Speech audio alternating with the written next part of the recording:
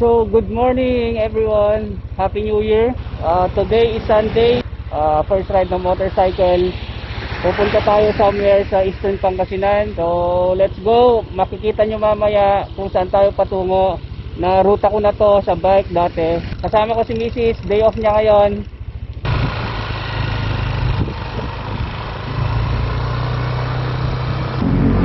Naglo-load muna tayo ng gas. So ito yung favorite gas station ko dito sa Pangasinan. Oh my god, di ko alam kung ano na to lang. Unleaded ba to or premium? Premium? Nakalimutan ko kung anong gas na to. Premium na lang. Premium. Premium. Palagyan ng 300 lang muna.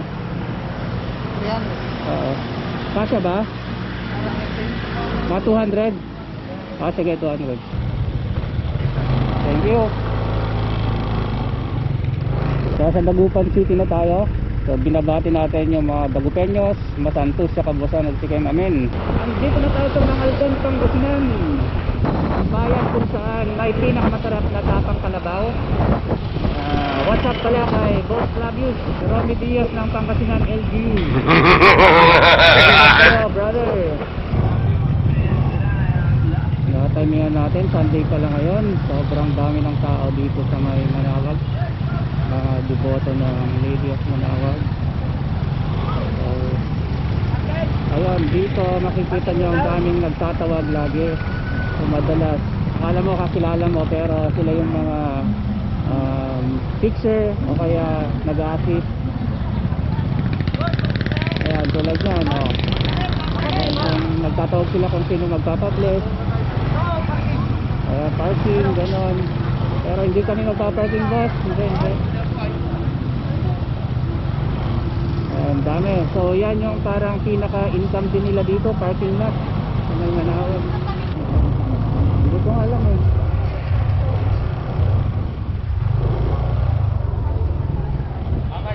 Boss, anong pila yung pinipilaan nila?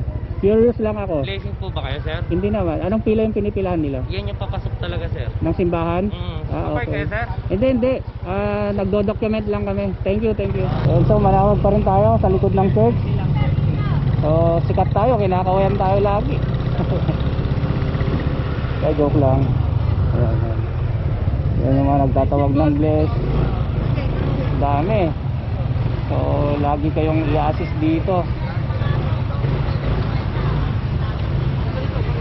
Una ka na.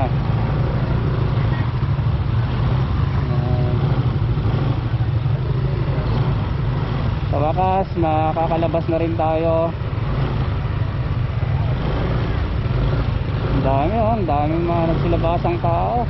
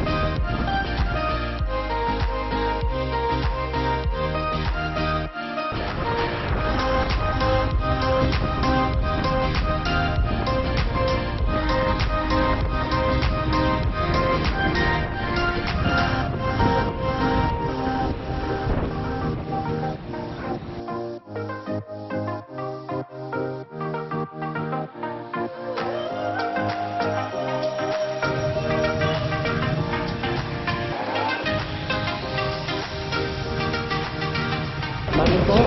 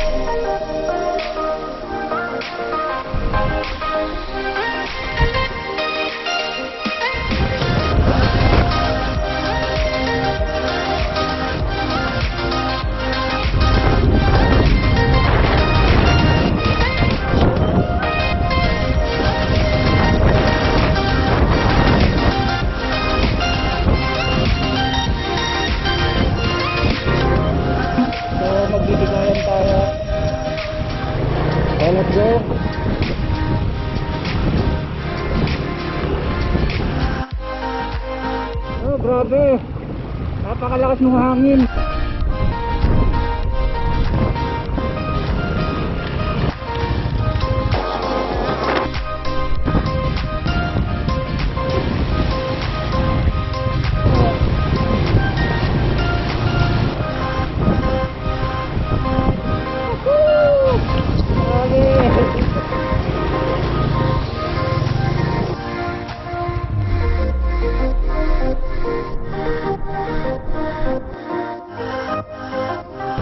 Okay, so nasa gilid tayo ng bangin. Under construction pa to. So naka forma pa lang yung daan. So wala pang mga base course. Wala pa mga semento. So delikado pa siya for now.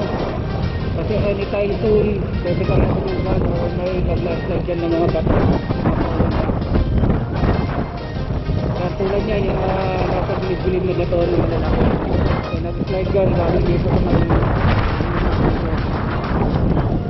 risky siya.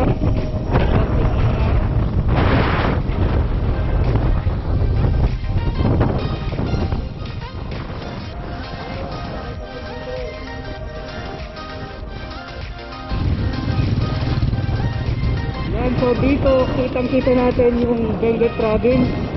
So kung makikita nyo yung open pit doon, I think yun yung Philex mining. Babalad. Tumama.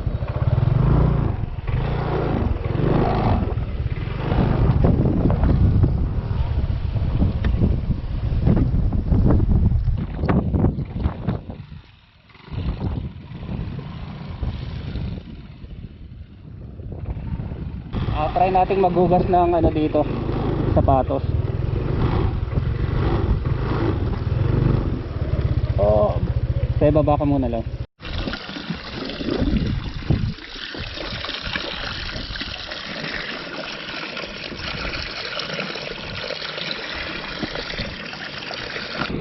Super foggy na dito, malamig. Ang ganda. So na oras na ba? Sakto, tanghaling tapat, 11:42, pero para siyang hapon na. Para kang nasa Baguio na talaga. So since Sunday, dami ring riders, mga couple din, katulad natin. So pinasyal din yung mga jowa nila. Kasi napaka romantic talaga ng lugar na to.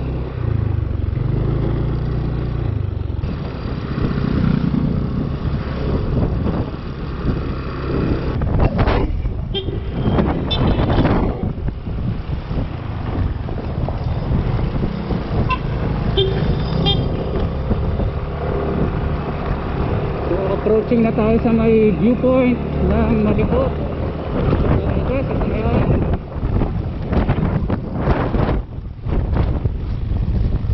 Grrrr, lamig!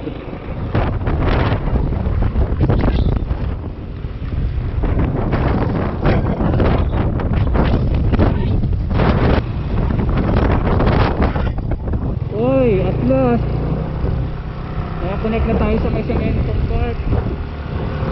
Medyo mahaba rin yung rough road na yun. Sa ano rin yun, mga 10 kilometers.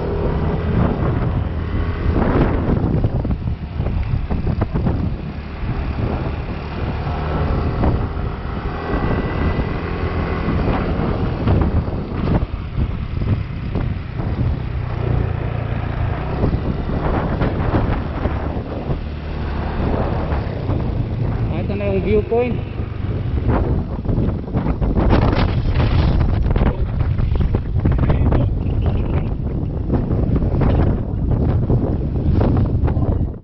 View deck, kita rin yung bulubundukin nung Itogon at Tuba. So kung makikita nyo, yun yung open pit, yung parang natapyas na bundok. Yun yung Philex mining. So pag i-zoom natin, kita galing dito yung bank houses ng Philex mines. So yun din yung sa may Mount Santo Tomas, yung highest mountain ng Baguio City. Kita rin dito. Wow, fantastic.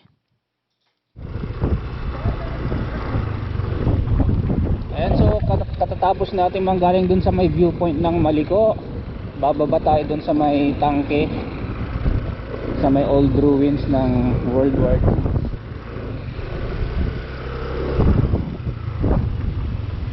Wag kang gagalaw lag. Napakadelikado ng daan dito at saka mahangin pa pati. Okay, so dito yung jump off nung ruins, yung park. So pasok tayo, let's go. Grabe, sobrang hangin dito. Okay, so may entrance daw na 20 pesos dito. So in-implement ata recently lang. So at least ma-maintain din yung ano siguro yung lugar. Siguro kung plan yung magbagyo or punta ng Sagada, pero since nakumagpit na sila doon, siguro ito yung alternative. Dahil malamig din dito, dito na kayo pumunta. Mas malapit, hindi pa maigpit. Pasyal tayo doon, tignan natin kung ano meron dito.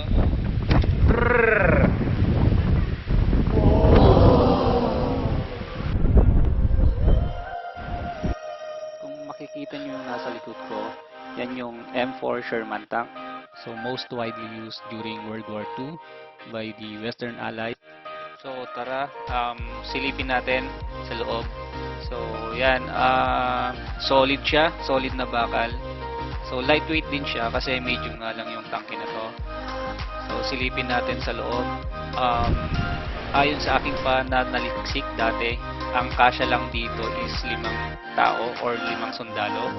So andun yung mga commander, gunner, loader, mga ganon, yung mga driver.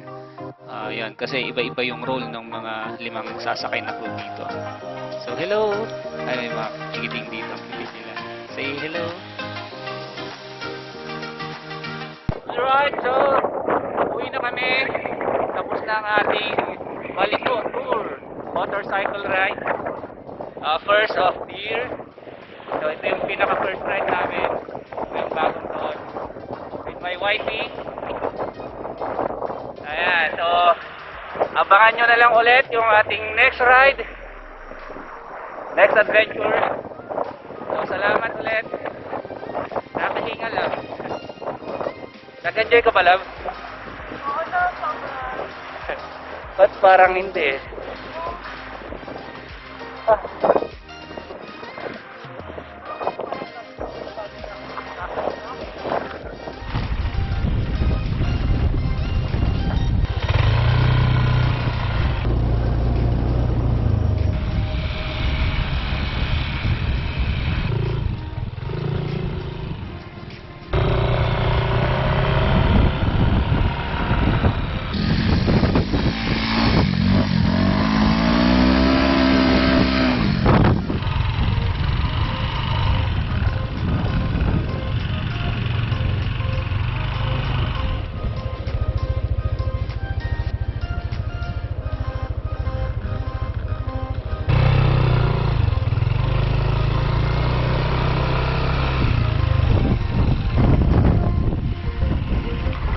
Daming bangin.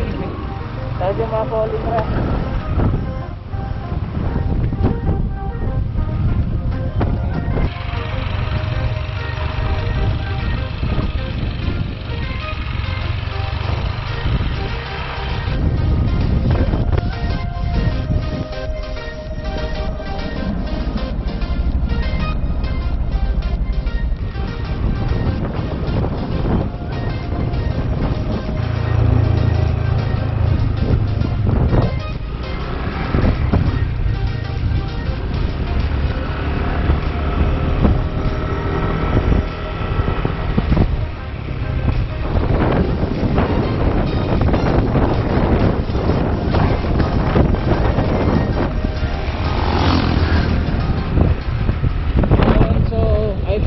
Dito na lang yung ating vlog.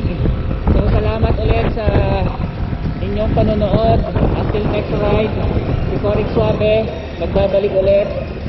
So yeah, see you guys. Happy New Year.